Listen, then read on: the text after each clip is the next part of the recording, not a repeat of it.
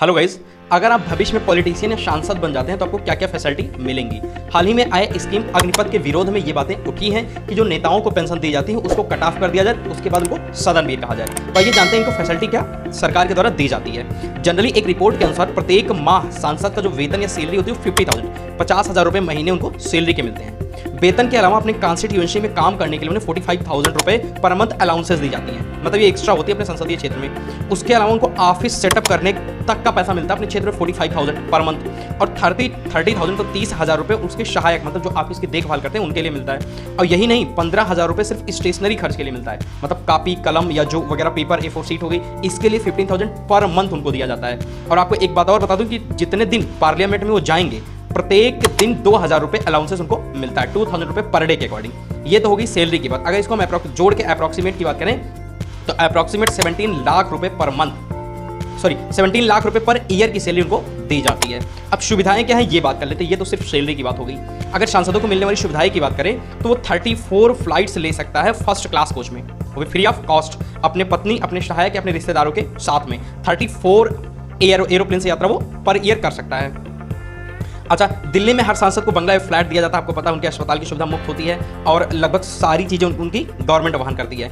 वहीं एक सांसद को गाड़ी खरीदने के लिए 4 लाख रुपए तक का बिना ब्याज लोन भी मिलता है, और 3 फोन लाइन उनके घर में मिलती है, 3 फोन कॉल मिलते हैं जो उठाने वाले होते हैं, और जिन पर 50,000 कॉल इस्तेमाल कर सकते हैं पर साल, एक साल में 50,000 कॉल। अगर इसको पर डे के हिसाब से निकालना चाहते हैं तो 265 से इसको डिवाइड कर दीजिए। वहीं यही नहीं, एक सांसद को सालाना 50,000 यूनिट बिजली मुफ्त मिलती है, और साल में एक बार घर में फर्नीचर के लिए जो भी सोफा कुर्सी वगैरह ये सब चीज़ें होती हैं उसके लिए 75,000 ईयरली मिलता है। घर में सालाना 40,000 लीटर पानी मुफ्त मिलता है। कंप्यूटर खरीदने के लिए सालाना 2 लाख रुपए मतलब सरकारी हेल्प दी जाती है। इतना ही नहीं, इन्हें वेतन पर किसी तरीके का टैक्स नहीं देनी होती है और इनका टैक्स बिल्कुल एग्जम्प्ट होता है या टैक्स फ्री होता है। ये मैंने एमिनिटीज और सुविधाएं की बात की, सैलरी की बात की। अब आप किसी और सेक्टर में चले जाइए, ये सिर्फ उसके लिए कि आप एक दिन के लिए सांसद बन जाइए।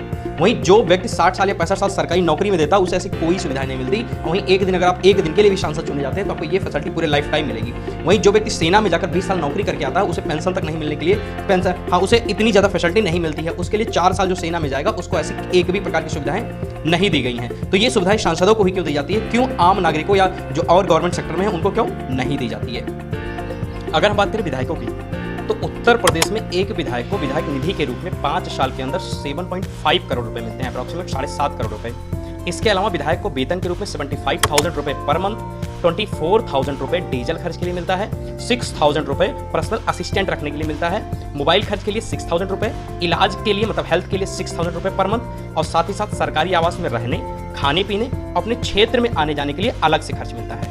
इन सभी को मिलाने के बाद हर विधायक को लगभग हर माह, प्रत्येक माह या प्रत्येक मंथ 1.87 लाख रुपए मिलते हैं। और वहीं मैं आपको बता दूं कि पिछले 7 सालों में जो विधायकों की औसतन सैलरी में वृद्धि हुई है वो हुई है 125%, और दिल्ली में हुई है 750%, मतलब 450% बढ़ गया है। और वहीं सेम तरीके से, क्योंकि जब भी कोई ऐसी चेंजेस करनी होती है तो सारे विधायक सारे सांसद एक हो जाते हैं, क्योंकि इसमें सबको बेनिफिट होता है। तो आई होप आपको ये समझ में आ गया होगा। गलती से अगर आपके ऊपर कोई क्रिमिनल केसेस दर्ज हो जाता है तो पूरे लाइफ आप सरकारी नौकरी के लिए मारे फिरेंगे, सरकारी नौकरी आपको नहीं मिलेगी। वहीं 2019 के इलेक्शन में 43% कैंडिडेट्स जिनके ऊपर क्रिमिनल केसेस थे वो इलेक्शन जीत चुके हैं, जिनमें से 29% के ऊपर सीरियस क्रिमिनल केसेस थे जो कि like rape, murder, this type of crimes उनके ऊपर थे, लेकिन फिर भी वो इलेक्शन के लिए एलिजिबल माने जाते हैं। ऐसा माना जाता है कि वो कैंडिडेट जो कहीं ना कहीं क्रिमिनल बैकग्राउंड से, उसके जीतने की पॉसिबिलिटी उस नॉर्मल कैंडिडेट से कहीं ज़्यादा होती है। इसीलिए पार्टियां लगभग उस चेहरे को या उस फेमस चेहरे को ही टिकट देना पसंद करती हैं। सांसदों की सैलरी विधायकों की औसत सैलरी की तुलना में 2 गुना ज़्यादा होता है। सांसद को हर माह लगभग 2.91 लाख रुपए मिलते हैं।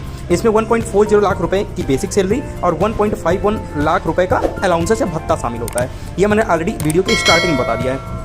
तो आई होप अभी आपको विधायक और सांसद को मिलने वाली फैसिलिटी और उनके वेतन के बारे में जानने को मिला होगा। अब आप ये खुद से डिसाइड कर सकते हैं कि कौन सी फैसिलिटी इनको मिलनी चाहिए और किस तरीके की फैसिलिटी जनता को मिलनी चाहिए। Thank you guys.